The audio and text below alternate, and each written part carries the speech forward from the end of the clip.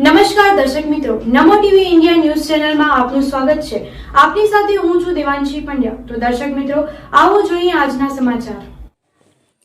200 કરોડની land grabbing part 2 માં 60 કરોડ રકમ હિલવ્યુ રિઝોર્ટના માલિકો પાસેથી ભાડું વસૂલવાની માંગ। મહેસૂલી કાયદા પ્રમાણે જમીન કમર્શિયલ ઉપયોગમાં વાર્ષિક 5% રકમનું ભાડું થાય છે। 200 કરોડની અંદાજિત જમીનનું 60 કરોડ વસૂલ કરવા મુખ્યમંત્રી ભૂપેન્દ્રભાઈને કરી રજૂઆત। દબાણકાંડમાં હવે બુલડોઝર વાવાઝોડું આવવાના એંધાણ વર્તાઈ રહ્યા છે। વર્ષ 2018 થી વર્ષ 2024 કુલ 6 વર્ષનું 5% લેખે વાર્ષિક 10 કરોડ એટલે અંદાજિત 60 કરોડ ભાડું અને તેનું વ્યાજ સહિત વસૂલ કરવાની માંગ શ્રી દાદલાણી દ્વારા કરાઈ છે। આ સમગ્ર પ્રકરણમાં પંકાયેલા તત્કાલીન 3 કલેક્ટરો, પ્રાંત અધિકારીઓ અને મામલતદારો ઉપર પણ કાર્યવાહી કરવા માંગ કરાઈ છે। આ બાબતે કચ્છ જિલ્લા અધિક કલેક્ટર શ્રી મિતેશ પંડ્યા સાહેબ અને જાગૃત નાગરિક ઈશ્વરભાઈ દાદલાણી શું કહી રહ્યા છે તે સાંભળીએ એમના શબ્દોમાં।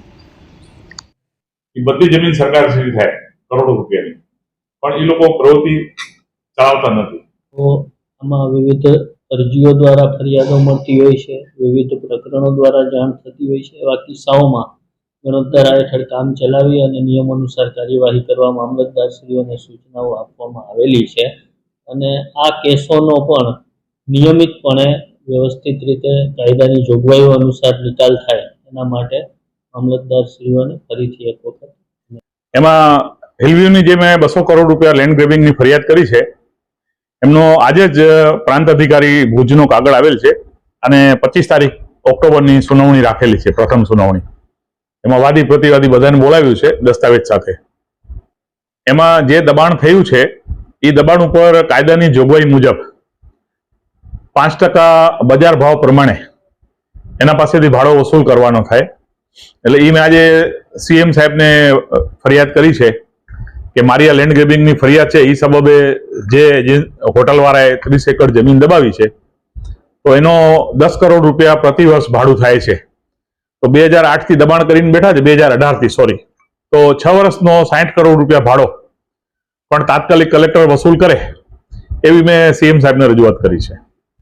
આજે ગૌચર, પછી નવરાત્રી અને આ જમીન દબાણ બાબતની જે લેન્ડ ગ્રેબિંગની છે એ આરએસી મિતેશ પંડ્યા સાહેબ સાથે ચર્ચા કરી હમણાં થોડી વાર પહેલા જ, અને મેં રજૂઆત કરી છે કે ભાઈ જે પેન્ડિંગ કેસો છે, ખાસ કરીને ગૌચર અરબો રૂપિયાની જમીન છે એ તાત્કાલિક ખાલી કરાવો। નવરાત્રીનો કન્ફ્યુઝન હતો એ ક્લિયર કરી આપ્યો અમને સુપ્રીમ કોર્ટ પ્રમાણે। અને છેલ્લે મેં એમને આ લેન્ડ ગ્રેબિંગનો મેટર કીધું છે કે લેન્ડ ગ્રેબિંગ તો બરાબર છે, તમે તાત્કાલિક જમીન ખાલી કરાવો અને જે 5% લેખે ભાડું થાય જે મેં સીએમ સાહેબને રજૂઆત કરી છે તો એ 60 કરોડ રૂપિયા વસૂલ કરવાની પણ કાર્યવાહી તાત્કાલિક હાથ ધરાય એવી મેં એમને રજૂઆત કરી છે।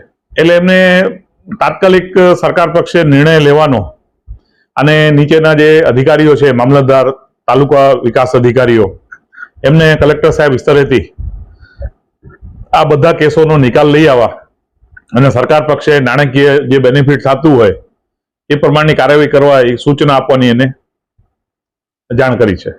નમો ટીવી અને દર્શક મિત્રોને મારો ખૂબ ખૂબ આભાર। અને નમો ટીવી મારફતે હું ફરીવાર સરકારી તંત્રને સરકાર પક્ષે ઈમાનદારીથી પવિત્ર ફરજ બજાવવાની હું રજૂઆત કરું છું કે કરોડો અરબો રૂપિયાની જમીનો, પછી ગૌચરની હોય કે સરકારી પડતરની જમીન હોય, એમાં અધિકારીઓને તાત્કાલિક કાર્યવાહી કરવાની હોય, સરકારે નક્કી કરેલ છે। તો એ પ્રમાણે પણ ચેનલ મારફતે હું રજૂઆત કરું છું કે તાત્કાલિક કાર્યવાહી થાય એવા દરેક અધિકારી પોતાના સ્તરે અંગત રસ લઈ અને કામ કરે એવી મારી વિનંતી છે। તો દર્શક મિત્રો, આ હતા આજના સમાચાર। ફરી મળીશું નવા સમાચારો સાથે। ત્યાં સુધી રજા આપશો। નમસ્કાર।